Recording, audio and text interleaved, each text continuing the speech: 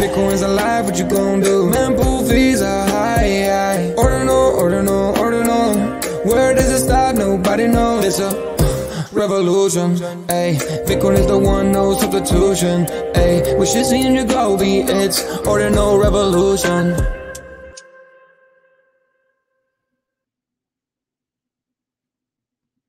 Welcome back to Ordinal Revolution. My name is Shizzy. On this channel, we cover the entire Bitcoin ordinal ecosystem. What is up, guys? We have an amazing show for you guys today. We got Xiaohui from sCrypt, man. I've been trying to get him on the show for a while. I finally reached out to him, and he obliged right away. Seems like an amazing guy. We were just talking to him, looking really forward to everything Cat20, Cat 721, and maybe get some history out of him, right? Like I'm a Bitcoin historian. I've been studying it for a while, and would love to get his his opinion on the block size wars and stuff like that. So really looking forward to this. So let's jump right into it. Bringing my partner here as always, Mr. Yagobi. What's up, buddy? What's going on, man? What's up, man? So we got Cat, we got Cat20s. We're gonna have Cat 721 soon, man. I'm excited. Yeah, I'm very, very excited for this episode. You know, we've been hearing a lot about Xiaohui and from our good friend Francis, from our other good friend Mark Jeffrey, and both of them had him on the show. And you know, he's a hot commodity, right? Because people have been wanting to have this type of token standard on Bitcoin layer 1, and obviously without OpCat, that's impossible. But you know, there's whisperings that OpCat's coming to Bitcoin, and now you know, they created this on Fractal, and I love that he is the creator. We got him on the show. We can ask him any question we want, he said, about it. So I'm ready to kind of pick his brain on it. Yeah, man. And you know, OpCat is a reality now with Fractal, and we're hearing potentially some more Bitcoin forks coming that going to enable OpCat. So Cat 20 is not only going to live on Fractal, they're probably going to be everywhere, maybe even including Bells eventually, because you know Bells just put OpCat on testnet. So this is going to be bigger than I think most people really think, and I'm really excited for it. Yeah, you know, another good friend of ours, Adam McBride, in charge of that whole Bells ecosystem, are kind of leading the way there, you know, pushing for OpCat to get added to there. And then, you know, with us not having the full understanding of you know, Cat 20 being able to travel everywhere, I think today's going to be fun, right? Because now we're going to really be able to get the answers on, can this be kind of this interoperable token standard, you know, that everybody's claiming it can. So that would be very exciting. I think that would be really bullish for that token class. 100%. Without further ado, let's bring them in. What's up, Xiaohui? sCrypt, what's up, man? Yeah, very good. Thanks. How about you guys? Shizzy, Yago. Thanks for having me on. Yeah, been a long time watching this, so great to be on this show. Awesome. Thank you so much for checking our show out, and it's a honor to have you on. You know, you're very popular. Everybody wants you on their show, and so it's an honor to have you on Ordinal Revolution. But how have you been lately? You know, have you been able to kind of take, I guess, some time to breathe yourself, because everybody wants a piece of Xiaohui? Yeah, great. I mean, it's like one of these days, you know, you always try to, you know, in the startup world, you always talk about, you know, profit market fit. You know, it's like you've been working on something for like many years, and then it's just some very nerdy or esoteric topic nobody has heard about, and then somehow, I wouldn't say I'm at the center of the stage, but you are kind of like almost like spotlight. Suddenly you're in the spotlight, you're caught like a deer, you know. It's almost like have that kind of vibe. But of course it's good because so many people now, you know, come in and you know, talk about OpCat and what kind of things, you know, they can be built upon it. So yeah, very busy time, but also, you know, that's the most exciting part of the crypto journey. Yeah, super good. Amazing. Awesome. I kind of want to learn your background a little bit, if you wouldn't mind. Kind of go back maybe as far as possible and kind of tell us your Bitcoin journey. Yeah, I'm like most people, you know, back in, I think maybe around 2013 or 14, I was doing my PhD work in a field called peer-to-peer distributed system. Happened to be. So wow. Which is kind of, that's how I think when people talk to me about some Bitcoin, you know, oh, because back then I think the #1 peer-to-peer application is kind of like I may be exposing my age here, but BitTorrent. I don't know if you guys heard about. Yes, yes. Everybody's downloading movies or, of course, Mhm. pirated, music. As a student, I was using that. So I was also doing research into peer-to-peer network. And then this buddy, he was in the same lab. He was talking, hey, have you heard about this thing called Bitcoin? I mean, it's also peer-to-peer. I'm like, yeah, what is this like magic internet money? Of course, I was interested in it technically, but of course I regret not buying any because I was looking at this.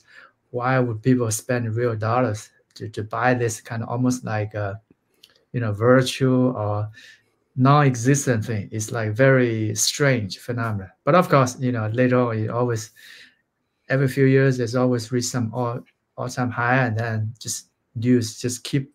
It's always something you always can return, and then you always thought it would be dead, like maybe yesterday, but then somehow it's always come back tomorrow, or somehow it's like a cat, it's always supposed to be dead, but it's always come back live. So, and then I was finishing my school, and then I was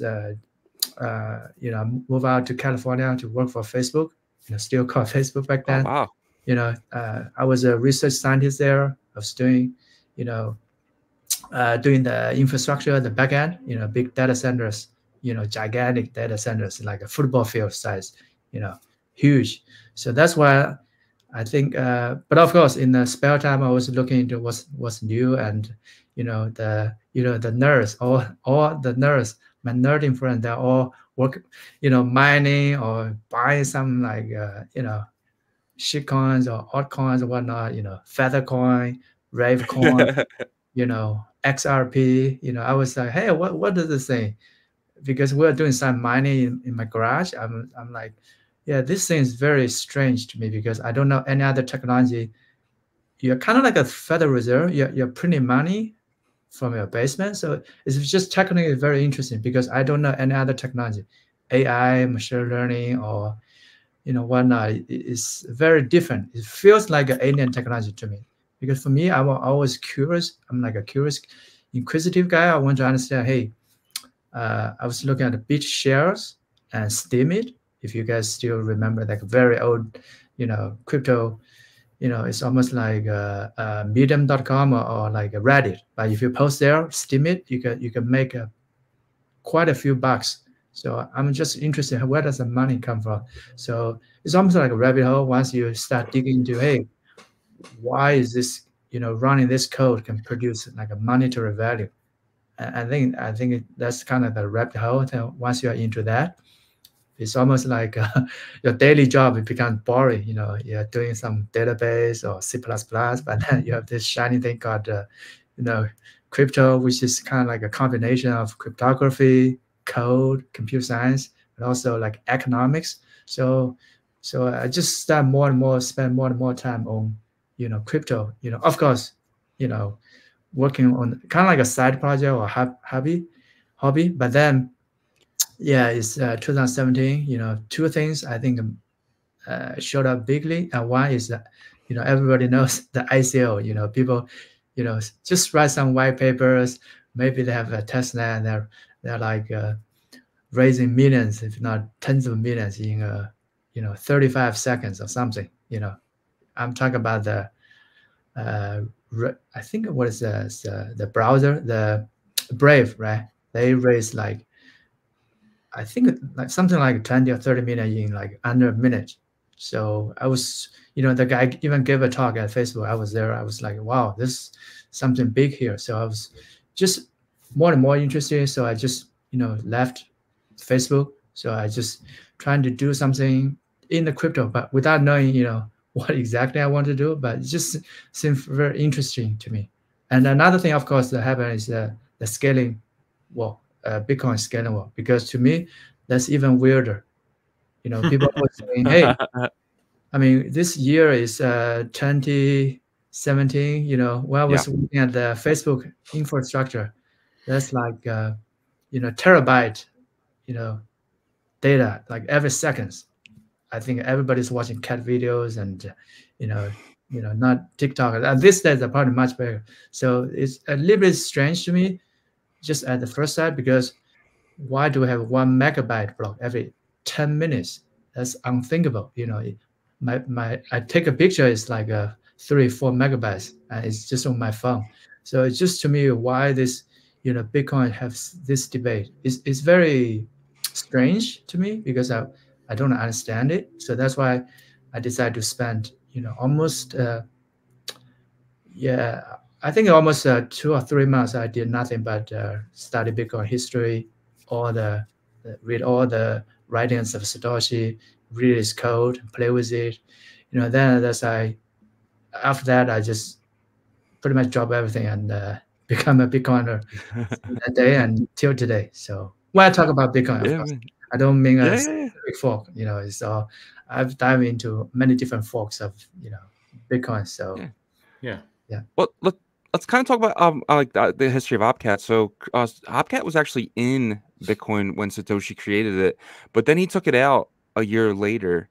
Do you know, like, why he actually took it out? Yeah, I think it's anybody's guess, but when it's even in online, you can find the code and you can find the specific commit. He disabled opcat and a bunch of other opcodes. He just called the commit in the message description. He said miscellaneous. So nobody really knows unless we can ask him directly. But I think the most let's say popular theory is you can have a DDoS. You can have DOS attacks. Basically, think about they have another opcode called opdupe. Basically, duplicates, right? So basically, let's say you have a number, right? You double it. Is one, and double it once is 2, and then you double it again is 4, right? So you can see very quickly it's going to grow exponentially. So if you use opdupe with opcat and you repeatedly doing this, very soon you are going to crash pretty much all the Bitcoin nodes as a memory, right? Because it's going to be exponential. So I think that's most likely the reason. For security reasons. He wants to, people not to crash the whole Bitcoin network. I think the idea back then is kind of like the block size. So he even mentioned, even for block size, people, if you can go back to the forum, he said, hey, I want to put this 1 MB limit, but it's supposed to be temporary. Even put some code saying, hey, if it's above some block height, we can make it bigger, or maybe even get rid of it. Yeah. So that's just the history of Opcat. So I was so when I first look into the scaling debate, I feel that the big block size campaign, I think side is more reasonable to me. So that's why I first dive into. I was following Bitcoin Cash, 2018. They enable Opcat, and then later on 2000. And then there's a BSV split that they also have Opcat, and they also get rid of all the many other constraints. For example, you don't have a script size limit, and also you don't have like a transaction and block size limit. So that makes Bitcoin script much more powerful. So I've been working on Bitcoin Cash, Bitcoin SV for a long time, and we did a lot of stuff over there. All the so-called DeFi applications or typical dApps or smart contract that Ethereum or even Solana can do. We prove you can definitely do everything over there, and a lot of time it's cheaper and faster. So, and then 2000 early last year, we have this ordinal stuff popping up from BTC. So that's why I turned some attention. Hey, this BTC has been almost like let's say this almost like a giant has been sleeping all the way, and people just. I think the culture back then is before ordinals. From what I can see, it's not very welcoming or friendly to developers, because you are just supposed to buy it from Coinbase and then just hodl it. That's the number one use case. You're not supposed to, spam it, in any other way. And then the ordinal stuff is very interesting because I feel there's almost like a pivot in terms of the BTC culture. Say it's more or less tolerant or even friendly or welcoming to builders like me. So that's why I did a bunch of stuff Of course, on the BSV side, we also have the ordinals equivalent. There that's called ordinals, but here it's kind of one set ordinals. So I did a bunch of other things there, and then dive into BRC20, and then follow along the runes. But then the final, let's say, straw that made us to jump full into BTC is, I think it's either late last year or early this year. People talk about OpCat, because hey, this thing, we've been working on this thing since 2018, and nobody heard about this term, but somehow it's kind of become the talking point, or people regard it as the next big upgrade, potential upgrade for BTC. That's why we say, that hey, was Udi.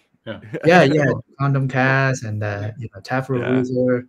We're like, yeah, we should definitely, if BTC people want to, have this potential, we should really come in and tap into this bigger ecosystem to help all of us grow. Yeah. So there is this initiative for sure with Udi, and a lot of people initially thought that Udi was the one behind it, and he came out and said, well, guys, it's not only me. We know that Udi likes to disrupt and rustle the feathers of the laser eyes, which we actually love that. But he admitted, there's actually kind of Bitcoin shareholders, if you will. I think people that might have some political pull and just probably large investment into the whole Bitcoin itself, kind of backing them. And I think that's huge, because that kind of gives confidence to that this could happen. Now, the reason why OpCat could actually get added back is because that possibility of, first of all, OpDupe has been removed completely, right? But the DDoS attack can't happen anymore, right? Because of the Segwit update. Is that true? Is there something that happened there that kind of limits the ability of a DDoS attack?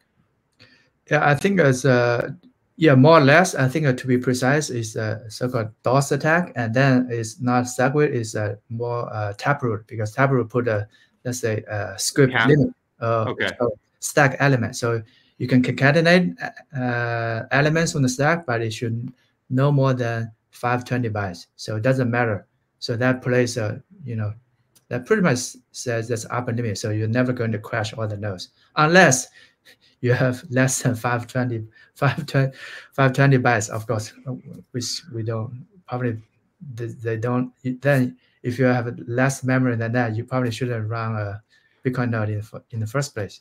So is I would say, at least from that DOS attack, I think that attack vector has been either completely removed or at least alleviated. So that's why I think people now talking about, hey, maybe we should re-enable some of the opcodes, like, most notably OpCat. Gotcha. Okay, so what if OpCat is added back, but the block size doesn't increase? Are we still are we making Bitcoin more flexible still, even though the block size stays the same, but we have OpCat? Yeah. So when we first did our research into OpCat, we were not sure how, let's say, how much impact it can bring, because that's like other maybe around 10 opcodes, multiplication, division, modular, and a bunch of others. We're not sure, hey, if you just re-enable one opcode, how does this make a big difference or at all? So amazingly, once we dive into the OpCat, then we find out, hey, this thing is the single most impact opcode among all the disabled opcode, because in computer let's say jargon, is called, it turns Bitcoin smart contract literally from so-called Turing incomplete to Turing complete, meaning you can program any, let's say, smart contract. Say Ethereum can program. In theory, you do everything they can do. For example, the most complicated one, you can verify zero-knowledge proof. I think that's the most advanced or sophisticated smart contract in the whole crypto space, including every blockchain you heard of. So I think people now even experience, hey, you can even actually with opcat, I think you're very likely to be able to verify, zero knowledge. So if you can do that, that's a very strong proof. It's really, really powerful as any other, so-called Turing complete smart contract platform.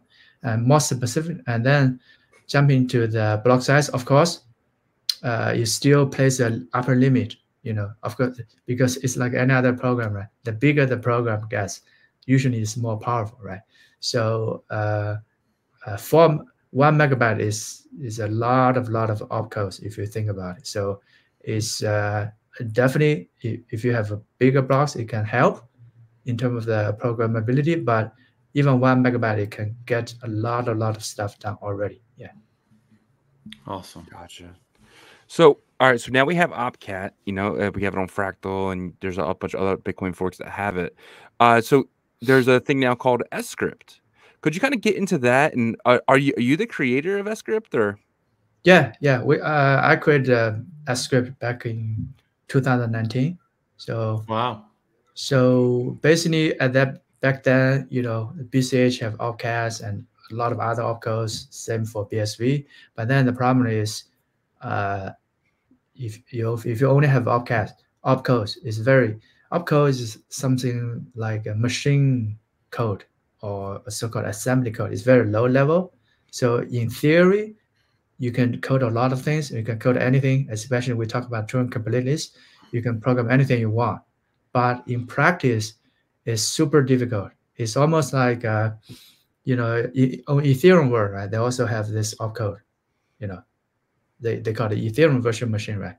So the opcode is just instruction sets for the virtual machine. In Ethereum world, you also have a lot of opcodes. For example, you can add things, you can multiply things, but almost nobody on Ethereum programs in opcodes, EVM opcodes, because that's too difficult. So it's like any modern developers, they will prefer something called high-level language, like JavaScript, Python, C++, Rust, whatnot. So that's why they invented Solidity, right? So we pretty much, sCrypt is just easiest way to understand it. We are just, sCrypt is Solidity, but for Bitcoin. Okay. When I say Bitcoin, I always mean, the protocol with different forks. They all have different variations, but they're fundamentally is very similar. UTXO, Bitcoin script, proof of work. Yeah. Gotcha. And what language is Bitcoin written in before when Satoshi created it? Is that Java? No, right? Oh, Bitcoin script. Oh, C++. Bitcoin, yeah, C++. Yeah, okay. I knew it was something, but yeah. And now it's been changed and altered now, so it's kind of its own thing, right? It's still the main client, or the main client, the so-called Bitcoin core, is still in C++. There are some alternative implementations. I think a Go language, but it's not very popular. Yeah, it's still the dominant one is still in C++. Gotcha. That's awesome. So I want to go a little bit back to you getting involved with Bitcoin Cash and then eventually Bitcoin Satoshi Vision. There's like this discussion that of kind of like a lot of the BSV developers, once they saw that, ordinals. So you mentioned that like when ordinals came, it kind of created like this attention that the BSV developers and some started looking over what's going on over there. And I think what happened was an on-chain economy started developing on BTC that maybe the laser eyes were always trying to avoid, right? And so now, BSV has kind of, like you said, this opportunity. But why do you think that like BSV and Bitcoin Cash, with all the development that you guys have done over there, never really hit the stride of momentum? Do you think it was because of the blockchain, block size wars and stuff like that? Maybe branding, marketing, or like because you guys are talented. Obviously, you guys are building now, and you guys probably will be the main developers on BTC once it starts to open up. But like, what do you think that was? Yeah, as you said, it's probably something is multifaceted, like what you just mentioned. I think if you only look at the technical side, BCH and BSV and many other blockchain, they have, I think it's better tech in terms of smart contract or token or or cost capabilities, right? So all this, they are superior, but for various reasons, I think it's economic, marketing or political, BTC is still the dominant, at least in terms of market cap. So for various reasons, I think it's non-technical. Okay. Yeah. So that's the way I look at it. So the analogy I would use is, for a lot of builders that are coming from other different places, even including, I think, Fluid, they're coming from, I think, Cardano, if I'm right. So a lot of UTXO, chains, developers, they have very good skills. For example, it's like, oh, they're very good chef. They're building some restaurant. They're, the food is awesome, but they're stuck in some like family restaurant in the middle of nowhere, in some Midwest small town, and then the BTC is almost like big gigantic cities, Singapore, New York, but then the chefs are not good because they don't, but still a lot of people die in there because that's where the most people are. So yeah, and they're not welcoming, they're not welcoming to, let's say, outside chefs. But right now, because of all the stuff that's happening since Ordinals, Opcat, Fractal, and they are more welcoming, I would say, developer friendly. So a lot of good chefs from other small places like UTXO chains are coming here to cook. So I think looks like a lot of people that enjoy the outside food.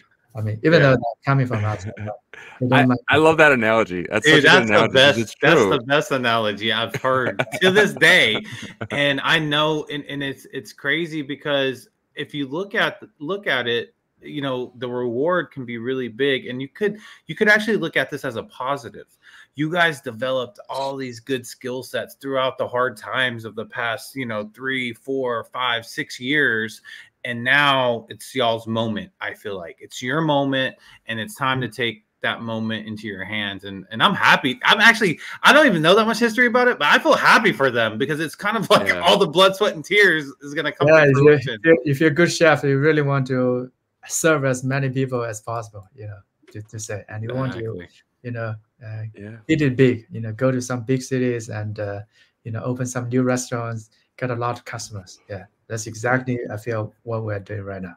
This is all new. This is all new food, right? Stuff that we've never had before. In a way. People like it's almost like the BTC is almost like New York City people or Singapore people only have McDonald's every single day. That's the best food.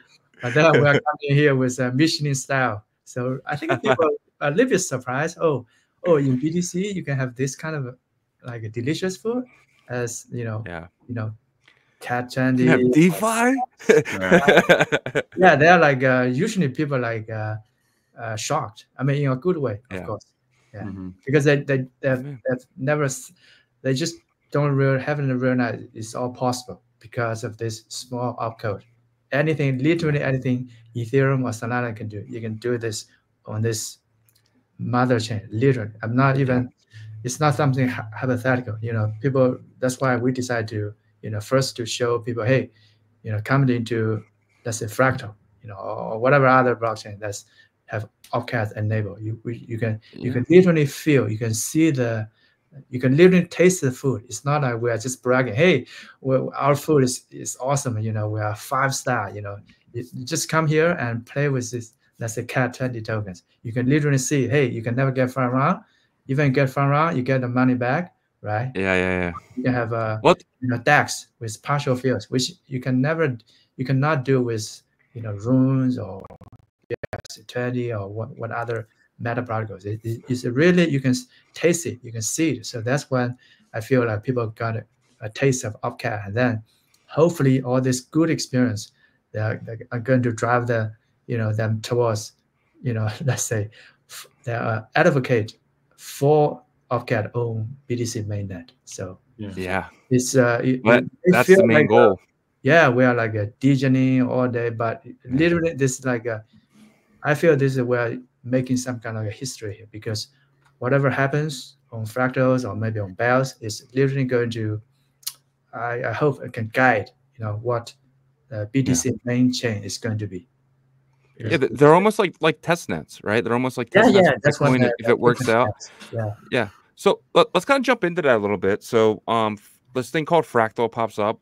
It's from Unisat. These guys have been building on BRC20s for a while, and they tried doing a swap and it didn't work correctly. You can bridge in, but you couldn't bridge out. And then all of a sudden they start talking about this thing called Fractal Bitcoin. And we met Spencer in Nashville, and he seems like a great guy.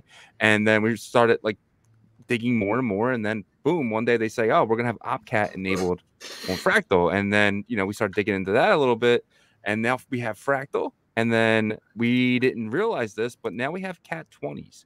Could you kind of get into maybe where that all started from, and maybe do you know who deployed it by any chance? I think the team wants to be anonymous. So we want to respect that. But I first heard about the ordinals, Fractal, I think the end of last year, because the Unisat team, we have known them for like many years. Previously we worked together on Bitcoin SV, and they're very familiar with our toolkits. So, and later on, we see them, went beyond, Bitcoin SV into venture into BTC and made some huge, let's say, gains over there because of the ordinal stuff. So we really look forward to learn from them, and that's when they told us about a Fractal. Wow, at the beginning, I didn't pay much attention, to be honest. It's like the first time people tell me about Bitcoin. I thought, I mean, you already have 100 other so-called Bitcoin layer 2s. I mean, that's another one. I just haven't paid much attention. But then later on, I found out, hey, they are very unique in the layer 2 space because they're not trying to do some EVM compatible stuff, because, hey, this is Bitcoin. We don't have why do you want to bridge, Bitcoin or Bitcoin assets into some layer 2, which has no resemblance to BTC at all. So that's a little bit weird. So that's why I never bought into any of the, let's say, layer 2. But then the Fractal is very unique to me because it's just pretty much, it's almost like a Bitcoin in a way. And then with just some slight tweak, small, shorter block time. And then the most importantly for us, opcat, because, we did a bunch of, let's say, stuff using opcat, but it cannot run on mainnet. It can only run on SIGNet, which is, it's like a test net. We publish a lot of articles and code on how you use opcat on BTC, but unfortunately, we don't know when or if, mainnet is going to have opcat anytime soon. That means all of our work is just something theoretical, experimental. It doesn't have any monetary value. And then later on, Fractal says, hey, we're going to have opcat when we launch. So that I said, wow, cool. This is a perfect, almost like a playground or testing ground for us. So that's why we decided to, hey, let's, we have a bunch of stuff we already developed. We're ready. We want to make sure it's better tested before we deploy to, Bitcoin mainnet, because that's almost like a holy grail, for opcat to land there. But before that, let's really make sure all this technology, all these apps, they really work. So I think Fractal is a great testbed, almost like a playground for all the builders who want to use opcat, to first, almost like a test water on Fractal. Yeah. So that's really, and also the timing work very great. They just launched September, right? So we don't have to wait, and who knows opcat how long it's going to take. Even it's going to land, but we don't know, and we cannot afford, let's say, wait. Just keep waiting and pray. Yeah, that's not our approach. For us, we always want to make something work today. People can see and users can interact with today. Yeah, that's our philosophy. Yeah, and that's amazing because like now if we get the Cat20s and they're working good and we have this new token called Cat and then we have a whole bunch of other Cat20s now that people deployed, meme tokens. So when Cat was deployed, what was like what was the first thing going through your mind? Is this just a meme coin or could this actually be more than that?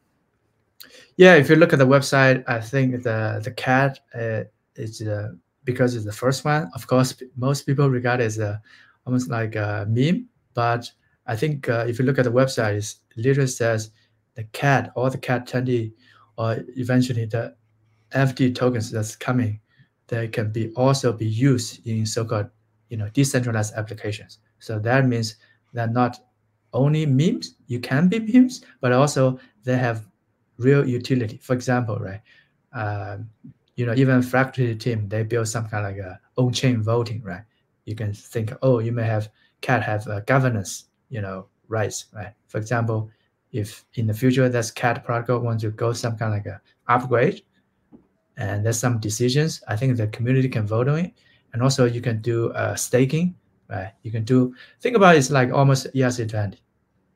I think Cat20 is more similar to ERC20 than let's say BRC20 because both are enforced using smart contract on and verified at the consensus layer. They're not rely on like ERC20.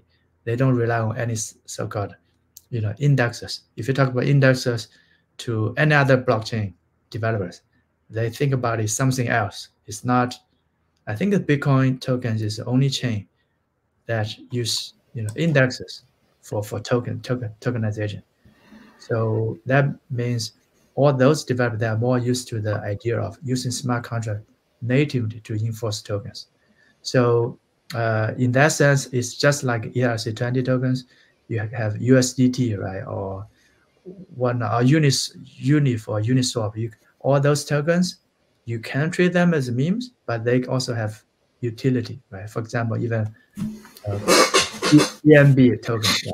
You can say it's a meme, but you can also use it to cover, let's say, trading fees on, Binance or whatnot. So they can have utility as well.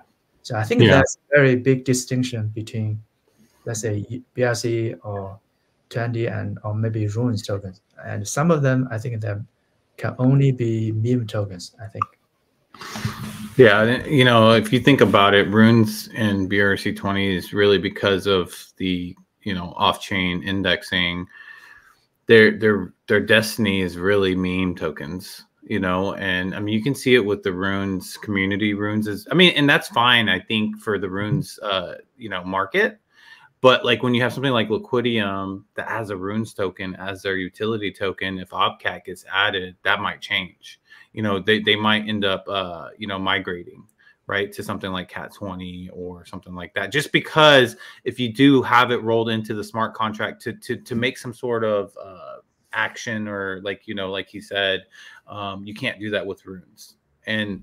But it's interesting though. It's interesting because this is a time of innovation. I think that no matter what, everybody should be excited that is participating in this innovation period. Like even us, that's the media, right? Ordinal Revolution. We're here, and we're gonna see something that happens like in 2019 and 2020 with Ethereum, but with the mother chain, the ultimate, the chain. So I think people need to maybe not worry so much about their current bags, because we're going to have our market anyways, like whenever the bull run starts. But eventually the innovation is the most important thing. And I think we'll probably see that like maybe like mid next year, late next year, if OpCat comes quicker than we think.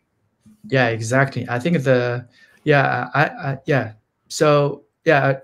totally agree with you. Don't worry about your existing bags, because if there's innovation happen at the base layer, it's like the rising, the level, water is going to rise all the boats, right? We're like, we're in different boats to say, but at the end of the day, we are pretty much kind of like on the same boat, we're all at the neighboring boats on the same lake or whatever. Yeah. River. It's going to the rising water is going to lift up all of us. So instead of have this, I don't know, sometimes I think that's why I, don't argue with people.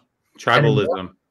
Yeah, so when I first get into crypto, I was spending all my time pretty much on Reddit or Twitter, just arguing with all kinds of different people. At the end of the day, after a few years, I was like, dude, this looks like this is not going to change anybody's. I don't know. Maybe I'm not a good you know, I'm not a very good guy to convince other people or to change their mind. I don't know about your experience, but it seems that's not very effective to just to argue with people online. And then it's never effective. No one changes their mind. Everyone's talking. It's just me. Okay, that's good. So I think the way I look at it is, so if there's a, almost like a timeline for Bitcoin, I was always say, hey, for BTC, before ordinals, people call it, season one, and then a lot of people after call it the Bitcoin, after ordinals and all the meta particles, because season two. I think there's even a show called Bitcoin season two by Charles Spears. Charlie Spears. So, yeah. I would think about, Opcat literally to me is almost like season three, because season one, you can have simple payments, you can have so-called stock value, but it's very, let's say, primitive compared to, let's say, Ethereum, right? Yeah. And then season two is all we can do tokens on Bitcoin. Yeah. We already have so much applications and interests, and almost the market has exploded because of the on-chain economy, actually. Yeah. Then if you add Opcat just means Bitcoin can do absolutely complicated smart contract. Now is as so-called twin complex as any other of your favorite smart contract chains. So think about that's another. You almost have become from 2-dimensional to 3, and now you are almost adding this Opcat. You are like having another dimension, which is going to be, I think, the biggest chain, let's say, upgrade since forever. I think if you can have Opcat, it literally, that's why I feel is we are almost like making history, part of the history for Bitcoin, because if this whether what we are doing here today is going to, I hope, is going to affect whether the Opcat is going to be in Bitcoin, basically meaning is Bitcoin going to become ossified, or Bitcoin is going to, let's say, adapt to marketing conditions, or let's say competition from other blockchain, right? Because I'm of the let's say side, hey, we have not won yet. A lot of people say, oh, Bitcoin is already destined to win. You just don't do anything, don't change it, just sit and relax, and everybody else is going to buy our backs. I'm not sure about that, so I'm a little bit skeptical. But maybe, I don't know if I want to see you can adapt. You can always improve. Some people even say, hey, all the so-called altcoins, that are like testnet for Bitcoin, because if you can have the Opcat or the smart contract capabilities, and why not you use all the latest, all the lessons learned from Ethereum, Solana, Bitcoin SV, whatnot, a Dogecoin. You can bring all this technology back to the mother chain, right? So that makes it even, let's say, dominant. Right? It's of course it's still dominant. You can make it even more. It's almost like make Bitcoin great again. Yeah. In the good old days when I first joined crypto, you go to Coinbase. That's like 10 coins list. Bitcoin Cash, Litecoin. Yeah, I remember. And today, as you go there, every single day is almost like I don't know. Most of the top 50 I cannot. I don't know what they do. Some reason it's a huge cap there. So a little bit even history, right?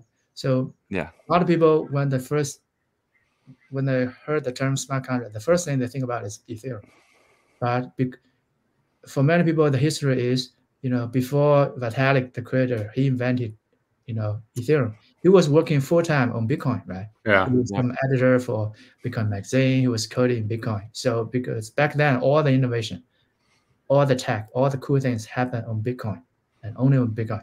It's only because for various reasons. I think a lot of reasons because the core developer they don't like people like Vitalik they want to, hey, maybe we should, upgrade Bitcoin to have more programmability, either increase of return size or whatnot, or maybe opcode. So they kind of have to leave Bitcoin and to create their own chain because, Bitcoin cannot do all the things they want. But if a Bitcoin can do, whatever other chains can do, everything they can do with this opcat thing, and maybe eventually, maybe even faster or cheaper, somehow we can upgrade it.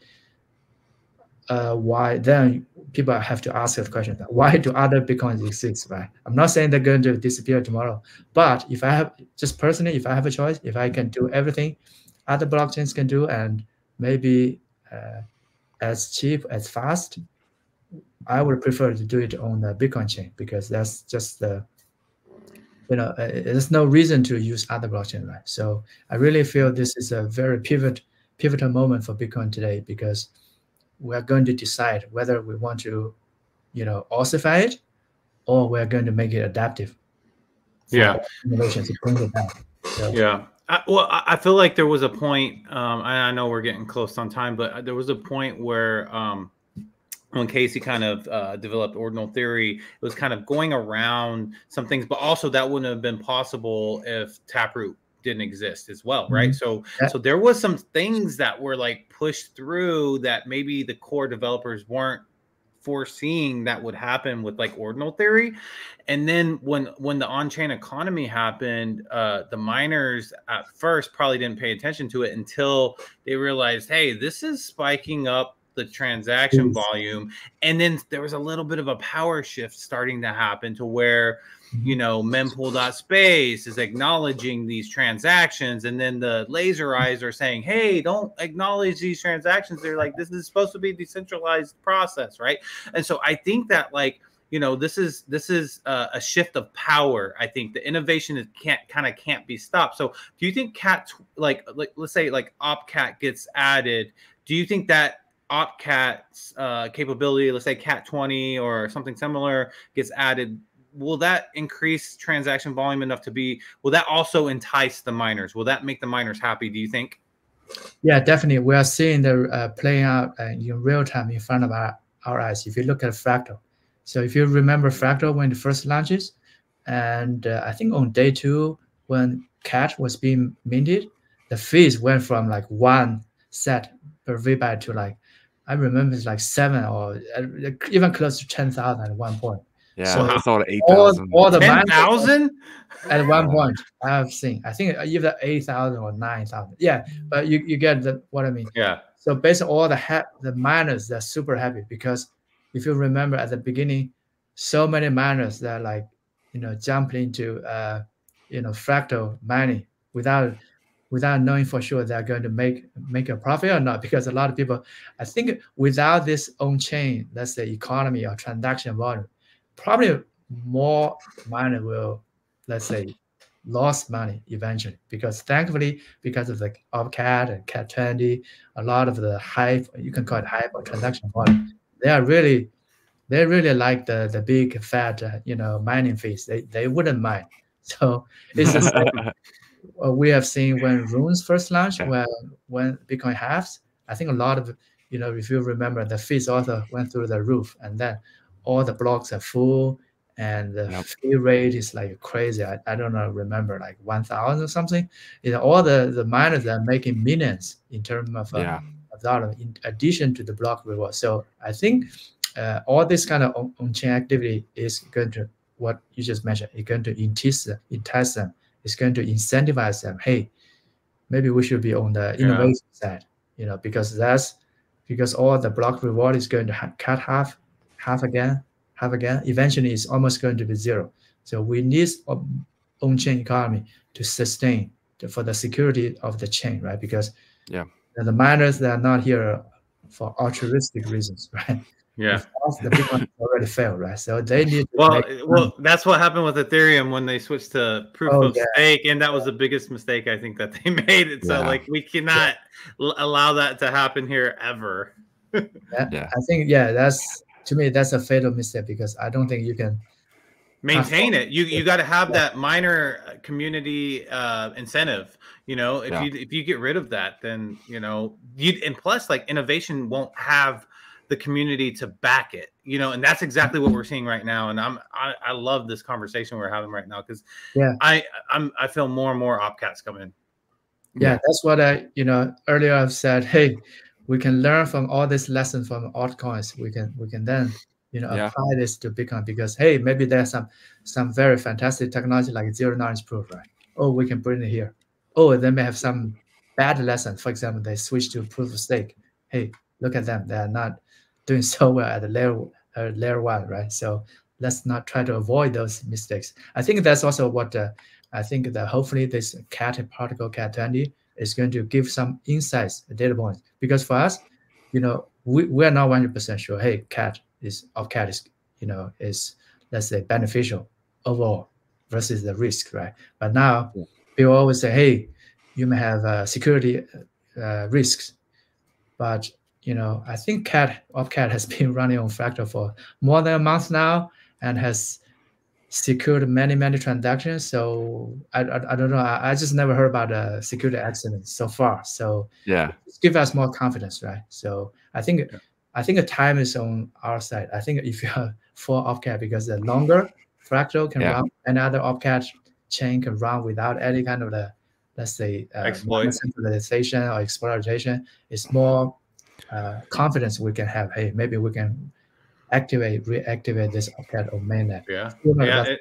100%. And I think that's good that Bell's activated it, because then you can see that example. You got Fractal, and I don't know if Doge has the capability of adding Opcat. I don't think you need Taproot. You need Taproot. Oh, that's what they're missing. Doge does not. Yeah.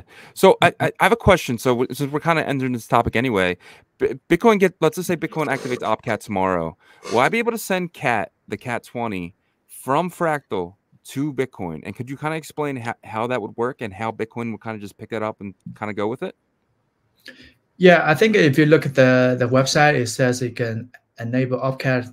One of the biggest, I think the most amazing thing Opcat is going to enable trustless bridge between at least Opcat enabled, proof of work blockchains. The way it do it can, the easiest way to understand it is using this concept called light client. I don't know if you heard about light client. Basically, you can verify transaction in two ways, right? One, you can run a full node, download everything, but that's going to take a long time, a lot of let's say computer resources. You have an alternative way, which is so-called light client. You don't have to download the whole Bitcoin blockchain, but you can still verify. It's through this. So is that through like a prover network or something? You don't need a separate network. I think that's the beauty of this so-called trustless bridge. Basically, you do the so-called SPV proof, right? So let's say I receive the block header, and the block header, I hash it. I find they have like, I don't know, 200 leading zeros or something, like huge, lot of zero. I'm very, very sure it's coming from Bitcoin, because there's no other place in the whole universe that can give you 200 leading zeros or something. Or at least it's going to take, you have to burn millions of dollars to get this number. So that's another benefit of the proof of work, right? You can it's either, it's practically impossible to give you a fake block header, because you can hash it very easily and check the leading zeros. So once you have very high confidence, this is a real Bitcoin block header, then you can use the so-called Merkle tree to check, hey, you really have this token, right? Here or somewhere. So because it's miner validated, here again, it also shows the benefit of miner validated tokens, because then this light client can verify, hey, for example, Fractal Alice really lock 100 cat tokens. I can easily check from Bitcoin side with Opcat, right? And then once I verify it has locked up, let's say 100 cat tokens, I can release mint equivalent, let's say cat prime tokens on BTC, right? So that basically means you can flow like seamlessly without trusting any central parties. You can all verify it on chain. And this is something unique about minor validated tokens, because you cannot run, ordinal client in Bitcoin script, even if you have OCAD, right? Make sense? Yeah. So that's also the benefit of using minor validated token, because then you can move them across different chains, at least Bitcoin like chains, OCAD. Yeah, UTXO based. So do you think the future of the Ord client will be, because like it has its own indexing and all that stuff? Do you think it's gonna kind of separate a bit from Bitcoin, or do you think it will always be looked at as like Bitcoin? Because it's kind of, there's arguments, right? Like obviously, like the transactions are finalizing on Bitcoin, everything's happening there, but it's kind of like a unique new kind of way of doing things, right? Like the ordinals way. Yeah, that's why it's always have this controversy around it, because it's you some people can argue, hey, it's on Bitcoin, some people argue it's not. But to the miners, they don't know anything about ordinals, because if you know how ordinals or some other meta protocols implemented, they're putting into like an envelope, right? Yeah. Of force of if. That means it's never executed. The miners are not aware. They're just using Bitcoin for the data availability, but all the logic is somewhere else. It's not on chain. So in that sense, yeah, you can argue, hey, it's not Bitcoin. It's not on Bitcoin. Versus, let's say, Cat20. It's leading everything, not only the data, but all the logic and all the enforcement happening on chain. Yeah. So I don't think people can argue, hey, Cat20 tokens are not on Bitcoin, because everything, data, code, everything is on. You don't need to depend on any third party like indexes.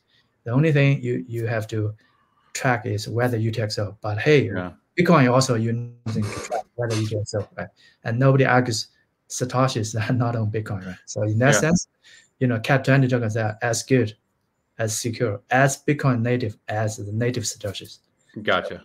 Yeah. And I think ordinals will exist for a long time. It's just going to be something different, and it will have its own kind of like cultish community and stuff. And I think it will be known as kind of, a Bitcoin thing. But yeah, so it's interesting, man. These are the kind of conversations I love to have, because it's the innovation part, right? So yeah. I don't think it's going to, let's say, disappear anytime soon. Even you have OpCat on mainnet, is it's almost like today you still have a counterparty, right? Assets. Yeah. Of Tether, which is that's which is crazy. A lot of people don't realize that Tether launched on Bitcoin, right? The Omni layer. Yeah, Omni layer, yeah. Which is like I forget, it's color coins and all these different ideas. Yeah. It's just because the tech is a little bit let's say old school, but it doesn't mean it's going to disappear very soon. I think they all have the I think that as a Bitcoiner, you should be really happy you have different options, because then you can have all these different options to compete. And then it's like consumers, right? You would rather have 100 car manufacturers or smartphone manufacturers instead of just having one. Then the consumers, like the Bitcoin holders, they are always the winner, because the more innovation, the more use cases, the more applications is going to drive accelerate the so-called hyper-Bitcoinization. And we're all win at the end. So I have a couple more questions, if you don't mind. So let's just say we have Cat20s on Bitcoin. Let's just say Udi wants to create the catnip tokens. Will there be a difference between the Cat20 and the catnip token if he just kind of launches it, or would they pretty much be the same thing, just different names? It depends on how he codes it. Yeah. Well, but there's only really one way to code the cat tokens, right? They're pretty much the same. You can customize the way you do it. You just have to have certain things that are similar, right? I don't know. I'm guessing. Yeah, but you can still you can create a Cat20 that same way. Like I can create a Cat20, but it would still be a Cat20, right? So I just, maybe I miss it, but I haven't seen like a detailed documentation or even code released yet. So it's very hard to guess. Guess. But I would say, let's say Cat20 is very similar to me. It's like ERC20 on Ethereum. Of course, on Ethereum you can also have different. A lot of people probably don't know. It's just ERC20, ERC721 is the Yeah. most famous or the most popular token standard, but there are also tons of other token standards out there. So you can have different, even you use the same technology, let's say OpCat smart contract, you can have different, token standards. It doesn't have to be. And you don't even know if Udi's and his team are going to use sCrypt to create it. They might use another language that they develop, in their thing, and that would be different, So it would be a different. If it won't be ERC20, it would be something else. But sCrypt is ready now. So if OpCat comes, then like you just send over a Cat20 really quickly. Literally, just we're ready. The moment it has OpCat, all the things they can. Because people already, let's say dot swap, right? They just released the DEX today, which is like very historic. I wake up today, I'm like, I didn't know it was coming. So I was. Oh wow, you didn't know? I know there are some people that are building it. I know several teams, but I don't know when. So I think it's just coming surprise. But basically, it's a good way to wake up and find something OpCat centric. So. And even today, right? So literally, if they have OpCat on BTC, I think they can pretty much, in a couple of days, they can migrate to BTC because Fractal is pretty much like BTC with OpCat. So it's as easy as ready. You don't have to wait like 18 months. At the moment it's going on, I think all these people they can very, very shortly, they can migrate everything they are doing on Fractal on BTC. So that's also that would be very exciting to see. Yeah. So then my final question, so you kind of spoke on it already, Cat 721. Could you kind of explain what it is? And like I'm hearing this could be within the next couple of weeks. Yeah, I think so. The way I think about it, because it's also going to be smart contract enforced, so it's going to be very and more similar to, let's say, ERC 721 versus something like ordinals. Okay, so that means everything data is on chain, but also the logic, the code is also on chain, validated in script by the miners, of course, because of the re-enabling of OpCat. So it's more similar to ERC 721. So that means you can trade it trustlessly. You can maybe even do all kinds of things that ERC 721 can do. Maybe you can, swap it to fungible tokens. Maybe you can do some kind of issuance. Only certain people can mint it. For example, hey, maybe you can only people who hold cash can mint, this new NFTs. It could be. It basically opens up all kinds of new possibility, adds more programmability into the NFT space, which pretty much like dominated by ordinals so far. Ordinals as like the same thing as BRC20 or runes. I mean, it's very good as a very innovative way to do token NFTs, like things on Bitcoin, but we can almost upgrade it with this OpCat. So it's going to benefit all, even existing, ordinals holders. You can even wrap it in the whole, Cat 721, hopefully, yeah. Oh wow! So you'll be able to take like a Node Monkey or a Puppet and wrap it in this Cat 721 and have it actually be programmable. Yeah, it's like I think you can even bridge. For example, I think some people even talk about this idea, but for people who are listening live or maybe later on, if you're a builder, hey, why not build a bridge? Wrap, BTC, let's say BRC20 tokens, and convert it to Cat20 tokens on Fractal, and so you can enjoy, trustless DAX. You can enjoy staking. You can enjoy yielding. All this, programmability brought by, OpCat. So same way for NFTs. You can also maybe bridge it over and convert it to 721. So you can have all kinds of crazy things.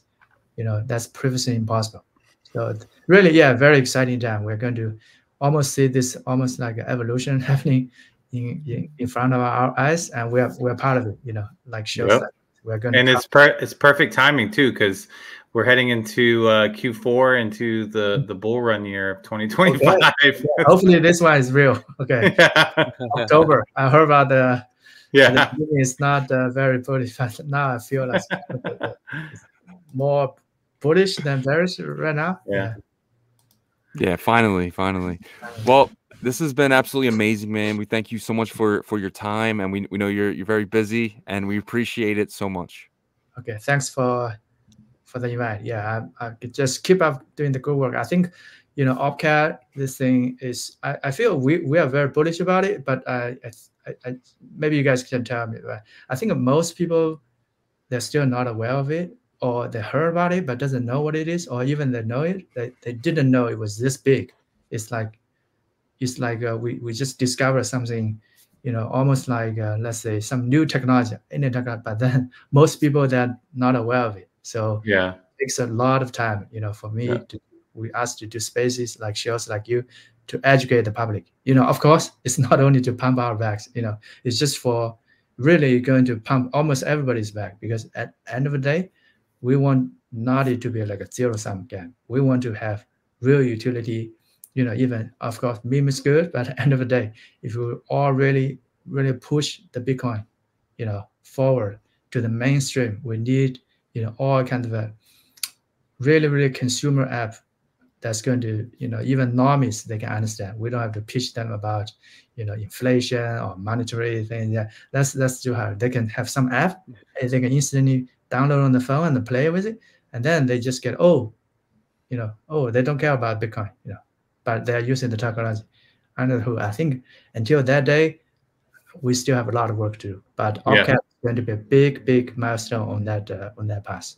Yeah. And we yeah, I agree, and we appreciate you jumping on here and educating our audience, because, you know, our audience is one of the ones that are kind of like really focused on the ordinals and the runes and stuff right now. But this is going to be great, and that's why we wanted you on, and we appreciate you spending your time with us. And definitely, you're always welcome back. You know, whenever you guys have more updates and stuff like that, and hopefully that day will come whenever OpCat does get added to Bitcoin Core, and we'll definitely have you on that day for sure. Yeah. We'll pop some champagnes, you know, celebrate. Yeah. Yep. All right, Xiaohui, Shizzy, did you have anything else? That's it, man. Just again, just really appreciate your time, and I learned a lot. I really did. Thank you. Great. And our audience will too. So, but we'll definitely talk to you soon, and we can't wait for the next time we talk to you. Yeah. Thanks for the invite, and have a good day. Okay. You too. See you on Twitter. Okay. Sounds good. See you, bud. Great weekend. Okay. Bye. You too. Well, absolutely amazing, man. I learned, like I said to him, man, I really did learn a lot. And the cat stuff it kind of came out of nowhere, right? Because we were kind of expecting it, but not to be this big this quickly. Like, I knew Fractal wasn't going to just be BRC20s. I knew it was going to be more than that, and it was pretty cool to kind of see how Cat20s came alive and where they're at now, and probably where they're going to be. So this was really eye-opening. Yeah, it really was. And you're absolutely right. I think that, like, you know, OpCat was always Udi's narrative, right? From, I want to say 8 months ago or 10 months ago, whenever like he started talking about it. And then when Fractal was coming out and launching, you're right. We didn't, you know, we weren't really talking about OpCat too much, but then people started whispering like, you know, are they going to add OpCat? This could be a test net. And then they had the vote out, and then next thing you know, it just takes off. And then we hear about Xiaohui, and then Francis talks about. So yeah, you're absolutely right. We kind of heard about it like in this capacity out of nowhere, but it's great because it's educating people, and I think episodes like this is great for the space. Yeah. I mean, 100%. I couldn't agree more. But guys, thank you for you know, tuning in with us, and we hope you learned a lot about OpCat and what the possibilities of the future for you know, Bitcoin can be. But if you do have an extra, you know, some extra time, we ask that you check out our partners. BetBTC is a predictions market on with Bitcoin using ICP technology along with Bitcoin technology. You can bet on sports, you can bet on elections, you can create your own markets and earn percentages from those markets. So check them out. They should be live on mainnet in about 2 weeks. And then BitPerp, our next partner, is a perpetual leverage DEX that's going to be launching on BOB. It's going to be launching on CoreDAO. And it's going to be launching on BitLayer, which are Bitcoin Layer 2s next Monday. Actually, we're going to start the paper trading competition, so be ready for that. You guys have been winning these VIP BitPerp passes, and we have more to give out as well for next week. Ordinal Hive is a aggregator marketplace for ordinals. You can find the cheapest ordinals on Bitcoin Layer 1 as well as Merlin Bitcoin Layer 2. Go list your ordinals. You can earn points, and if you buy and sell, you can earn more points. They have multipliers with that. Foxy is building in the TAP ecosystem. They're building the Bitverse as well as Clan Wars. And in our Clan Wars, we have our team, Ordinal Revolution clan team, and a bunch of other teams we're going to be going to war with. And possibly they'll be using BetBTC or maybe another predictions market. Who knows? But people are going to be putting money up. But you can use BRC 420s as assets and weapons there. And then Fluid Tokens is a team that came over from Cardano, UTXO devs. We talked a little bit about them through this episode. Super experienced with UTXOs, and they are showing it right now. They added staking to Bitcoin Layer 1 TVL, guys. This is innovation. That's why we love this space, because, you know, and that's why we're picky with our partners, because we pick the good ones that have this experience. And so look out for them. You can also trade runes with their Rune Swap. They have an aggregator Rune Swap on their platform, so check them out. And then, of course, Merlin Chain, guys, your #1 scaling solution for Bitcoin native Layer 1 assets and protocols. So if you're a builder on Layer 1 and you want to scale your protocol, you can reach out to Merlin Chain's team. They have amazing grants for builders. As long as you're a serious builder, they will support you. So check out Merlin Chain. If you're a user, you can actually swap Layer 1 assets over there very seamlessly, like Uniswap or Sushi Swap. So it's called Merlin Swap. You can utilize that over there. And so we thank you so much for checking out our partners. Yeah, hell yeah. And if you guys wouldn't mind, one last thing, checking out ordinalrevolution.com. We have some of the best articles dating all the way back to last year. If you know someone just entering the space, send them our website. We really feel like it can really help them really get started and get caught up very quickly. If you guys are looking for a VPN, we have a NordVPN right up here. It's 70% off. You guys can, travel the web anonymously, and that is fine, guys. That's very legal. It is, privacy is important. You don't want these websites knowing where you live. So you can use our 70% off coupon there. And if you're going to Bitcoin Las Vegas, we will both be there. It's going to be an amazing time. Nashville was insane. Vegas will be even crazier. But do not wait till next year to get your tickets. Get them as soon as possible using our link right here. They get cheap. The cheapest you'll find them is today. So if you're thinking about going, just use our link here. And our last thing here is our store. If you guys need some merch to wear in Las Vegas, we have some of the best merch in Ordinals. Let's show the maxis that we are Ordinals and we are here to stay with your favorite picture, JPEG, or whatever you want to call it. But we have everything at ordinalrevolution.com. And guys, we are live Monday to Friday, 11 a.m. Eastern, 10 a.m. Central, 8 a.m. Pacific, 3 p.m. UTC. So check us out all week, guys, all week. And until tomorrow, peace. Ordinal Revolution. Ordinal Revolution. Let's go. Let's go.